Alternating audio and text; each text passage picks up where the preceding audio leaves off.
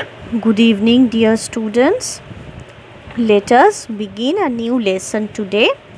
इससे पहले मैंने आप लोगों को इंस्टीट्यूशनल अप्रोच के बारे में पढ़ाए थे। तो हम लोग कॉम्पैरेटिव पॉलिटिक्स के जो डिफरेंट अप्रोचेस है उसके बारे में बात कर रहे थे। तो कॉम्पैरेटिव पॉलिटिक्स का एक अप्रोच आप लोग पढ़ चुके हैं, वो है इंस्टीट्यूशनल अप्रोच। अब जो दूसरा अप्रोच जिसका डिस्कशन हम आज से शुरू करने जा रहे हैं वो है स्ट्रक्चरल फंक्शनलिज्म। ओके, तो आइए देखते हैं स्ट्रक्चरल फंक्शनलिज्म कौन सा अप्रोच है। तो देखिए, there are a number of political scientists. अच्छा, आप लोगों को मैंने एक नोट भी भेजा था आपके ईमेल पर। एलमंड्स मॉडल जो है स्ट्रक्चरल फंक्शनलिज्म, वो नोट आप लोग आपके सामने रख के मेरा लेक्चर सुनिए तो आपको समझ में आएगा। There are a number of political scientists who are actively associated with general systems theory and one of them is Gabriel Almond who died in 2003 at the age of 91. Almond's model is popularly known to the students of political science as structural functionalism.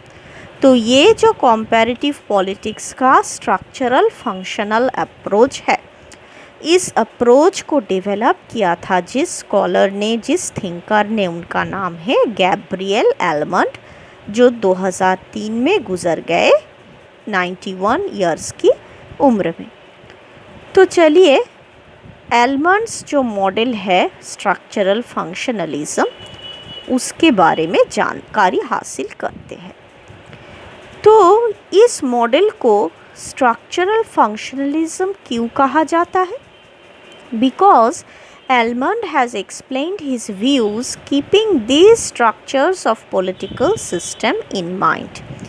तो almond ने अपना political systems theory जो उन्होंने बनाया है, उन्होंने political system के बारे में अपने जो भी सोच और विचार व्यक्त किया है, वो सब पॉलिटिकल सिस्टम के कुछ स्ट्रक्चर्स, कुछ ढांचा को जहन में रख कर किया था।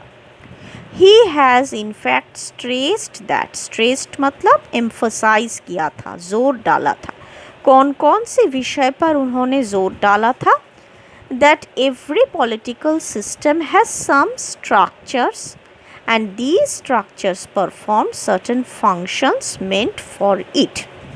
तो गैब्रियल एलमंड की बेसिक जो एजम्पशन, वो एजम्पशन ये था कि हर किसी पॉलिटिकल सिस्टम कुछ स्ट्रक्चर्स को लेकर बनता है और ये स्ट्रक्चर्स कुछ पर्टिकुलर फंक्शंस परफॉर्म करता है। तो यहाँ स्ट्रक्चर्स का मतलब एक्चुअली वही जो इंस्टीट्यूशनलिज्म में आपने देखा था, जिसको आप लोगों ने इंस्टीट्यूशन कहा था, यानी कि वही लेजिस्लेचर, एग्जीक्यूटिव, जुडिशियरी, इन सब गवर्नमेंटल ऑर्गन्स को एलमंड ने स्ट्रक्चर कहा था। किसका स्ट्रक्चर? पॉलिटिकल सिस्टम का स्ट्रक्चर, और जो कुछ इम्पॉर्टेंट फंक्शंस परफॉर्म करते हैं। हर एक स्ट्रक्चर के लिए अपना अपना एक स्पेसिफिक फंक्शन रहता है। तो एलमंड ने इसी का जिक्र किया था। In his noted work the politics of the developing areas, तो एलमंड की एक बुक है जिस बुक का नाम है the politics of the developing areas. वहाँ पे एलमंड ने एक बहुत ही इंटरेस्टिंग विषय के प्रति हम लोगों का दृष्टि आकर्षण किया है। He says that though there are differences between developed and developing countries, so far as structures are concerned, the structures perform almost similar functions. तो एलमंड बोल रहे हैं कि ये बात सही है कि डेवलपिंग कंट्रीज़ का पॉलिटिकल सिस्टम डेवलप्ड कंट्रीज़ के पॉलिटिकल सिस्टम से काफ़ी अलग होता है, लेकिन चाहे इनका पॉलिटिकल सिस्टम्स कितना भी अलग क्यों ना हो, असल में स्ट्रक्चर्स जो है पॉलिटिकल सिस्टम का, उनका कामकाज, उनका फंक्शंस सिमिलर होता है, लगभग सिमिलर होता है डेवलपिंग देशों में भी और डेवलप्ड देशों में भी। मतलब हर किसी पॉलिटिकल सिस्टम में, चाहे वो डेवलप्ड पॉलिटिकल सिस्टम हो या फिर डेवलपिंग पॉलिटिकल सिस्टम हो, वहाँ पर स्ट्रक्चर्स का काम लगभग एक जैसा ही होता है। Now what is a structure? Here the word structure is used in a sense different from the sociological sense. Structure means institutions. तो institutional approach पढ़ते वक्त आप लोगों ने institutions के बारे में जाना था। एक राष्ट्र की पॉलिटिकल सिस्टम में institutions किस तरह का है, लेजिस्लेचर, एग्जीक्यूटिव और जुडिशियरी। तो इसी को यहाँ पे इस मॉडल में, स्ट्रक्चरल फंक्शनलिज्म मॉडल में, स्ट्रक्चर्स कहा जा रहा है। तो structures are actually institutions. Every political system has several institutions like political party, legislature, executive, judiciary. Almond claims that all these were previously called institutions, but he has changed the nomenclature. तो nomenclature मतलब almond ने सिर्फ इनका नाम बदल दिया है। तो इंस्टीट्यूशनलिज्म अप्रोच ने जिस जिस ऑर्गेन्स को इंस्टीट्यूशंस कहा था, वही सेम ऑर्गेन्स को स्ट्रक्चरल फंक्शनलिज्म स्ट्रक्चर बोल रहा है। मतलब नेम में डिफरेंस है, लेकिन इनके काम में, इनके कैरेक्टर में कोई डिफरेंस आपको नज़र नहीं आएगा। Judiciary, executive, legislature, political party जो इंस्टीट्यूशनलिस्ट अप्रोच में इंस्टीट्यूशन थे, वही कॉम्पैरेटिव स्ट्रक्चरल फंक्शनलिज्म मॉडल में स्ट्रक्चर बन गए हैं। Now why has he change the names? अब एलमंड को क्या ज़रूरत थी ये सारे नेम बदलने की? The reason forwarded by Easton. Easton मतलब कौन? एक मशहूर पॉलिटिकल थिंकर जिन्होंने सिस्टम्स अप्रोच डेवलप किया था। उनका पूरा नाम है डेविड ईस्टन। तो डेविड ईस्टन ने सोचा था कि एलमंड ने इसलिए नाम को बदला है क्योंकि he wants to adopt concepts and categories which will be suitable for analyzing political systems which are radically different from each other. तो डेविड ईस्टन को ऐसा लगता था कि एलमंड कुछ ऐसे पॉलिटिकल सिस्टम्स के बीच कंपेयर करना चाहते हैं जो एक दूसरे से रेडिकली डिफरेंट है, यानी कि पूरी तरह से डिफरेंट है।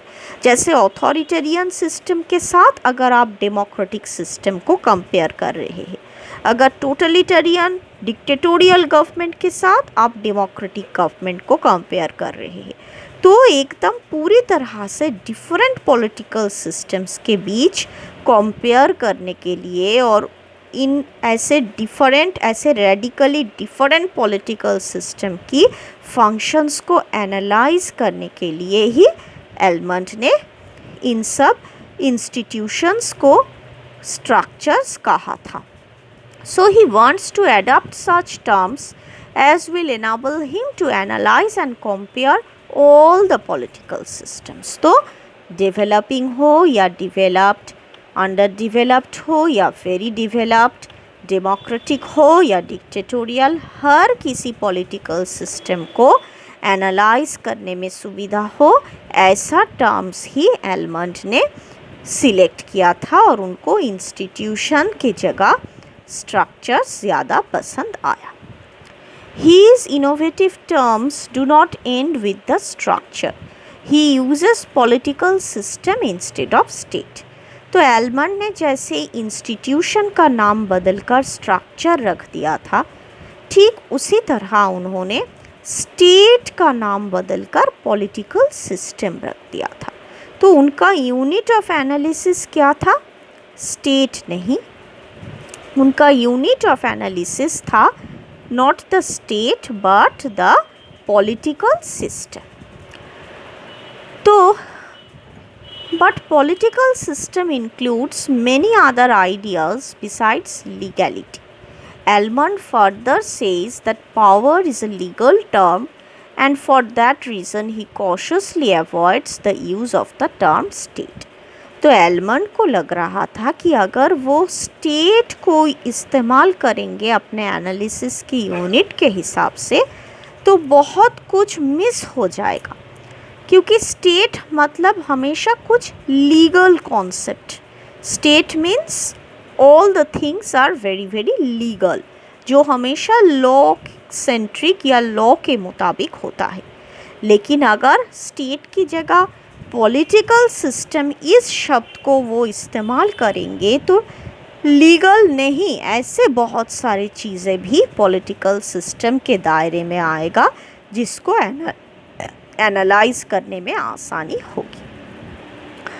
ओके, उसके बाद देखिए the concept function can be conveniently used. Even the word function is more comprehensive. Comprehensive का मतलब क्या है? एक ही शब्द लेकिन बहुत सारा मीनिंग, बहुत सारा मतलब समझा देती है. ऐसे शब्दों को, ऐसे सेंटेंस को हम लोग कॉम्प्रिहेंसिव बोलते हैं, मतलब छोटे से आकार में जो सब कुछ समझा सकती है. तो फंक्शन इस शब्द को एलमंड ने काफ़ी comprehensive माना था. He also prefers role to office. In this way, Almond has made strenuous efforts to acquaint his readers with the new concepts and he has expressed his intention of doing this. तो ये sentence अगर आप लिखना ना चाहे तो ना लिख सकते हैं. आप यहाँ तक लिखिए the concept function can conveniently be used. Even the word function is more comprehensive. यहाँ तक लिखिए और उसका अगला जो सेंटेंस है इस पैराग्राफ का छोड़ दीजिए. उसके बाद नेक्स्ट पैराग्राफ में आइए. Elaborating his intention, Almond has said the search for new concepts is not ad hoc matter. It reflects an underlying drift towards a new and coherent way of thinking about and studying politics that is implied in such slogans as behavioral approach. We are not simply adding terms to an old vocabulary, but rather are in the process of developing or adapting a new one.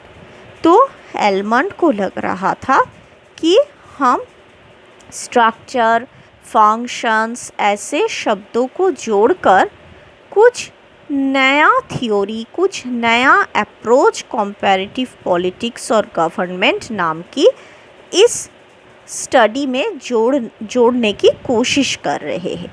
हम सिर्फ कुछ नए शब्दों का चयन करके political science का word collection बढ़ाने की कोशिश नहीं कर रहे हैं, बल्कि कॉम्पैरेटिव पॉलिटिक्स और कॉम्पैरेटिव गवर्नमेंट को अच्छी तरह समझने के लिए कुछ नया अप्रोच बनाने की प्रयास में ही हम सब ऐसे नए नए शब्दों का चयन कर रहे हैं. Okay, Almond claims that the new terms do not constitute a corpus of conceptual. अच्छा, इस पैराग्राफ को भी छोड़ दीजिए, इतना ज़्यादा डिटेल में बोलने की ज़रूरत नहीं.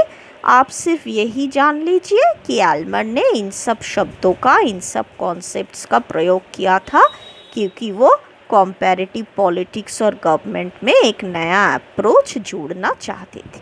यहाँ तक बोलकर ही छोड़ दीजिए, ये वाला पैराग्राफ ओमिट कर दीजिए. उसके बाद चले आइए वाई स्ट्रक्चरल फंक्शनलिज्म, मतलब हम स्ट्रक्चरल फंक्शनलिज्म क्यों पढ़ेंगे, क्यों हम लोग कॉम्पैरेटिव पॉलिटिक्स और कॉम्पैरेटिव गवर्नमेंट के अप्रोच के हिसाब से स्ट्रक्चरल फंक्शनलिज्म को पढ़ेंगे. इन structural functionalism the structures of the political system such as political parties, interest groups, legislatures, executives, bureaucracies and courts are not clearly defined and properly patterned, and yet in spite of this their importance is immense. तो मतलब क्या हुआ, structural functionalism approach में जितने भी structures का जिक्र किया गया है, legislature, executive, political parties, courts, इन सबको क्लियरली डिफाइन नहीं किया गया या फिर इनको अच्छी तरह से एक पैटर्न में, एक सीरियल ऑर्डर में भी डाला नहीं गया। लेकिन फिर भी इस अप्रोच में इन सब स्ट्रक्चर्स का महत्व बहुत ज़्यादा है। इमेंस मतलब काफ़ी ज़्यादा। In the opinion of Stephen Wasby एक इम्पॉर्टेंट पॉलिटिकल थिंकर, उनके अनुसार in structural functional analysis one determines the important structures and then attempts to trace out the functions of the structures. तो स्टीफन वर्सबाई स्ट्रक्चरल फंक्शनलिज्म को पढ़ने के बाद ये अंदाज़ा लगाया था कि स्ट्रक्चरल फंक्शनलिस्ट अप्रोच का मकसद क्या है। पहले, to determine the important structures. Political systems में इम्पॉर्टेंट स्ट्रक्चर्स कौन कौन सा है उसको आइडेंटिफाई करना पहला काम है, और फिर उसके बाद इन स्ट्रक्चर्स को आइडेंटिफाई करने के बाद इनका फंक्शन, इनका काम क्या है वो देखना ही स्ट्रक्चरल फंक्शनलिज्म का मकसद है। In every political system there are certain structures and these cannot be confused with each other. तो जितने भी पॉलिटिकल सिस्टम्स हमको दिखाई देता है उन सब पॉलिटिकल सिस्टम्स में काफ़ी सारा स्ट्रक्चर्स है, लेकिन एक को दूसरे के साथ कंफ्यूज ना किया जाए। So far as functions are concerned, there is certain amount of overlapping among the functions of the structures. तो देखिए, जितने भी स्ट्रक्चर्स आपको किसी पॉलिटिकल सिस्टम में दिखाई देगा उन सब स्ट्रक्चर्स की फंक्शनिंग में एक ओवरलैपिंग है, यानी कि एक स्ट्रक्चर जो फंक्शन परफॉर्म करती है दूसरा स्ट्रक्चर भी वही फंक्शन परफॉर्म कर पाएगा, तीसरा स्ट्रक्चर भी इन दोनों का फंक्शन शेयर कर सकता है।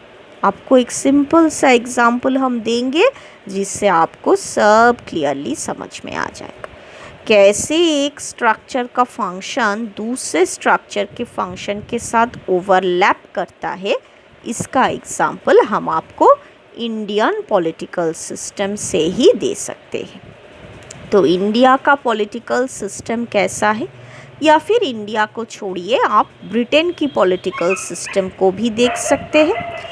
क्योंकि इंडिया ने ब्रिटिश सिस्टम को ही अनुसरण किया था तो इंडियन पॉलिटिकल सिस्टम ही समझने के लिए आपके लिए आसान होगा।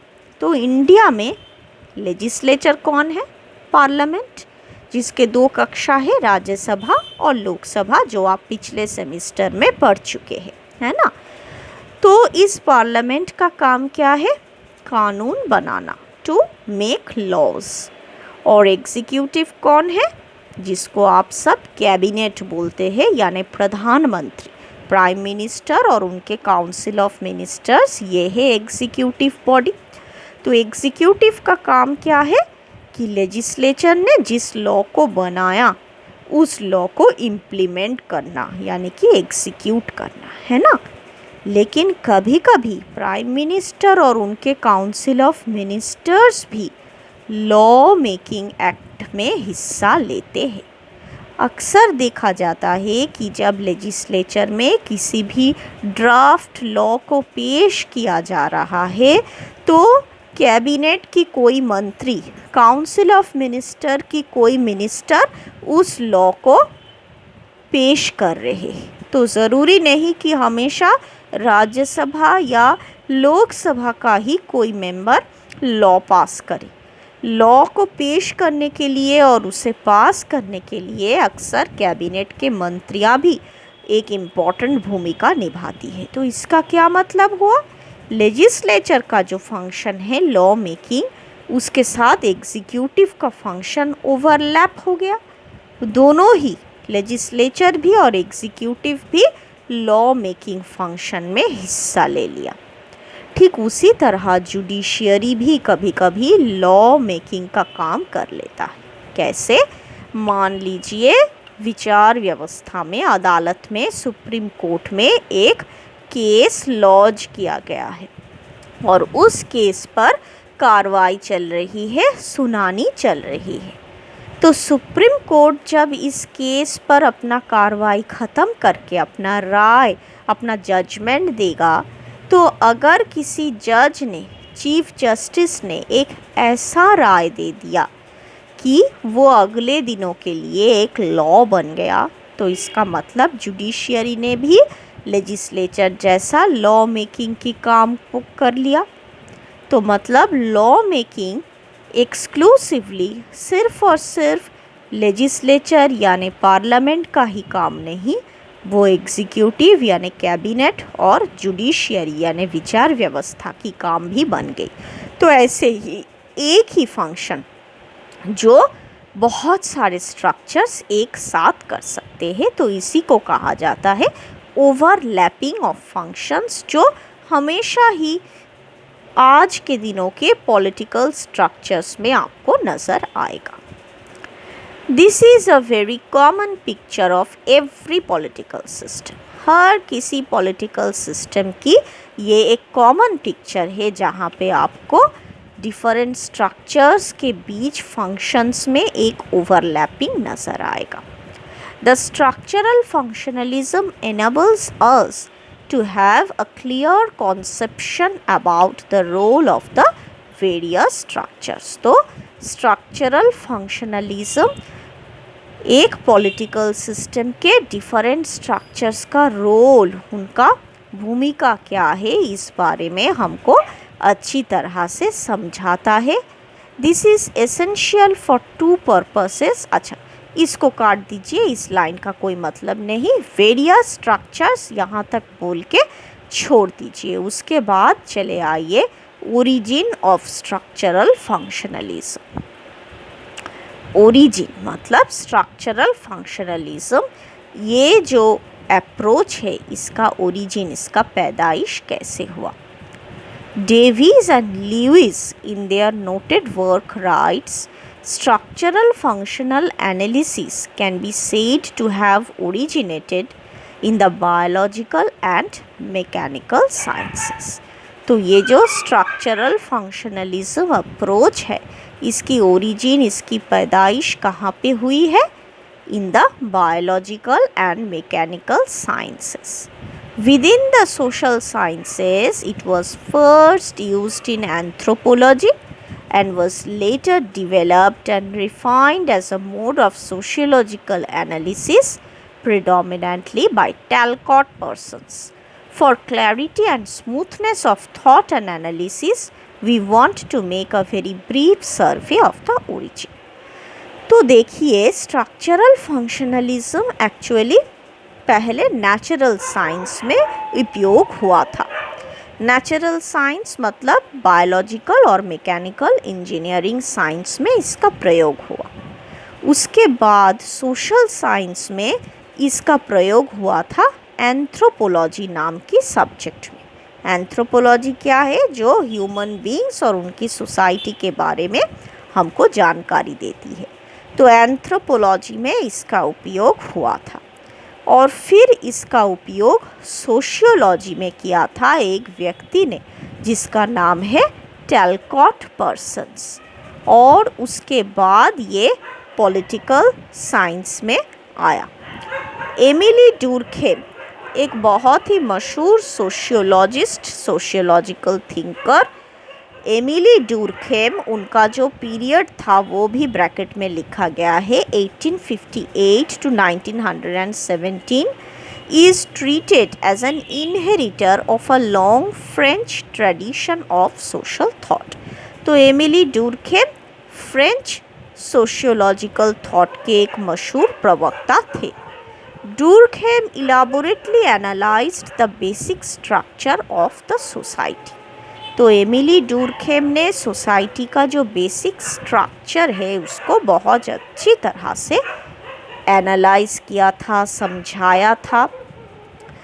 सोसाइटी के जितने भी स्ट्रक्चर्स है उनके पार्ट्स, उनके हिस्से क्या क्या है और कितने किस्म के सोशल सिस्टम्स हो सकता है, उन सब के बारे में एमिली डुर्खेम ने हम लोगों को समझाया था। और उनकी खासियत ये थी कि एमिली डुर्खेम ने सोसाइटी और सोसाइटी की स्ट्रक्चर्स को ऑर्गेनिज्म के दृष्टिकोण से देखा था। तो ऑर्गेनिक दृष्टिकोण या ऑर्गेनिक नज़रिया से देखने का क्या मतलब होता है?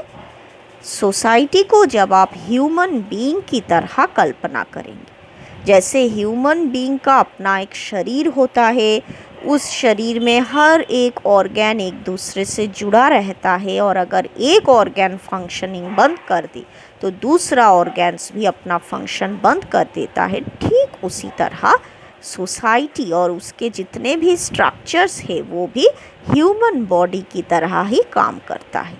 तो जब आप सोसाइटी को ऐसे नज़र से देखते हैं तो कहा जाता है it is an organic view of the society. और एमिली डुर्खेम ने सोसाइटी और सोसाइटी के स्ट्रक्चर्स को ऐसे ही ऑर्गेनिक एक नज़रिया से देखा था। Society according to Durkheim is to be viewed as an entity. तो जैसे कि मैंने कहा, जैसे एक ह्यूमन बॉडी एक इंडिविजुअल ह्यूमन बीइंग होता है, ठीक उसी तरह ही आप एक सोसाइटी को एक एंटिटी की तरह कल्पना करेंगे। There are several parts of any society and all of them are well connected। जैसे ह्यूमन बॉडी की कई सारे अंग ऑर्गन्स होते हैं जो एक दूसरे से अच्छी तरह से जुड़ा हुआ है, ठीक उसी तरह ह्यूमन सोसाइटी भी एक जीवित एक लिविंग ऑर्गन होता है जिसका हर एक स्ट्रक्चर एक दूसरे से अच्छी तरह से जुड़ा हुआ है। The parts perform their allotted duties, but the parts are not completely independent of each other। तो जैसे ह्यूमन बॉडी में होता है, लीवर का फंक्शन एक है, हार्ट का फंक्शन दूसरा है, किडनी का फंक्शन कुछ और है, पैंक्रियास कुछ और कर रही है, तो हर एक स्ट्रक्चर या हर एक ऑर्गन का अपना अपना फंक्शन होता है। लेकिन ये सारे फंक्शन चाहे कितने भी डिफरेंट क्यों ना हो, ऑर्गन्स को हमेशा एक साथ जुड़े रहना है, तभी सब अपने अपने फंक्शंस परफॉर्म कर पाएगा। यानी कि एक दूसरे से जुदा होकर या एक दूसरे से इंडिपेंडेंट रहकर ह्यूमन ऑर्गन्स काम नहीं कर सकता है। ठीक उसी तरह सोसाइटी के भी जितने स्ट्रक्चर्स हैं वो एक दूसरे के साथ जुड़े रहकर ही एक दूसरे के साथ डिपेंडेंट होकर ही अपना अपना इंडिविजुअल फंक्शन परफॉर्म करता है। Emily Durkheim also viewed that the systems or the parts of the society are quite normal divisions and the functions which they perform are also normal। तो सोसाइटी के structures जो है वो सभी उसके बहुत ही स्वाभाविक स्ट्रक्चर्स है, और जो फंक्शंस वो परफॉर्म कर रहा है वो भी स्वाभाविक फंक्शंस है। मतलब सोसाइटी को अगर ज़िंदा रखना है तो उसके स्ट्रक्चर्स को ये सारा फंक्शंस ही परफॉर्म करना पड़ेगा। Two renowned anthropologists, Bronislaw and A.R. Radcliffe Brown, were heavily influenced by the organism of Durkheim। तो एमिली डुर्खेम ने ये जो organic theory of the society develop किया, उसके द्वारा दो एंथ्रोपोलॉजिस्ट थिंकर्स काफ़ी प्रभावित हुए थे। एक है ब्रॉनिस्लॉ और दूसरे थे A.R. Radcliffe brown. तो रैडक्लिफ ब्राउन क्या बिलीव करते थे? Believed that the concept of function applied to human society is based on an analogy between social life and organic life। तो ऑर्गेनिक लाइफ मतलब ह्यूमन लाइफ, एक इंसान एक व्यक्ति जो लाइफ जो ज़िंदगी जीता है और सोसाइटी जो ज़िंदगी जीता है, इन दोनों के बीच एक एनालॉजी यानी एक सिमिलैरिटी रहता है। ये किसकी सोच थी?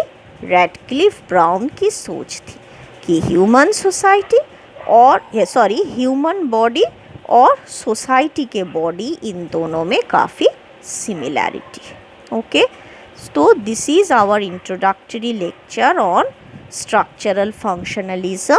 अगले क्लास में हम इसको कंटिन्यू करेंगे। तब तक आप लोग मेरा नोट को देखिए और जो हिस्सा आज मैंने आप लोगों को पढ़ाया उसको समझने की कोशिश कीजिए। Okay dear, thank you all.